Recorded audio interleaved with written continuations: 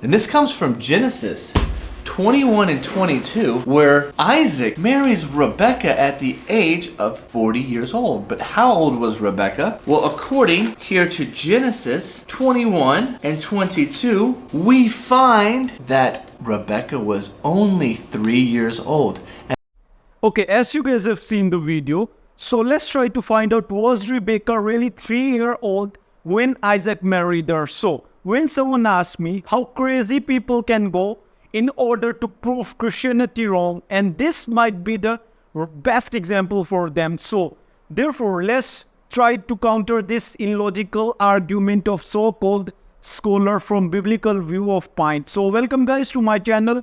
If you are new here, please do subscribe and share with your fellow being, and don't forget to leave your feedback in the comment section. Okay, why did I call this argument illogical? Because it takes big brain to imagine this type of questions. Okay, if this is right, then Rebekah has to be the Wonder Woman of the Bible to do what she did at being 3-year-old. From Genesis chapter 23 verse 1, when we read, we can find out that Sarah died at 127 years old, which we know from last chapter, and she was 90 years old when she had Isaac, Genesis chapter 17 verse 17, and that would make him 37 years old at the time of her death. Well, we are aware that Isaac was 40 years old when he married Rebekah, Genesis chapter 25 verse 20, which is after 3 years of the death of his mother. Okay, Genesis chapter 22 verse 21 to 24, Abraham was told about his brother has children, in fact the grandchildren, and we have to believe that this was a birth announcement, and that was Rebekah was born immediately, and her birth was at the precise time when he was told.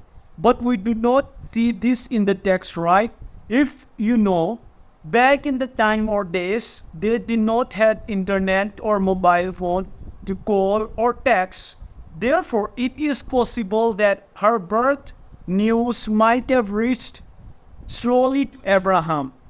We know this as Abraham had no idea about his brother having children or grandchildren. We have to say that it was long before Abraham knew anything about this. Rebekah wasn't born when Abraham received this news, because he was simply being told. Now we know that if this was birth announcement, then it would have been together once for all, for Abraham's brother had children and grandchildren. And I hope you guys like this video. Please do subscribe and share with your fellow being, and don't forget to leave your feedback, and many more episodes are coming out.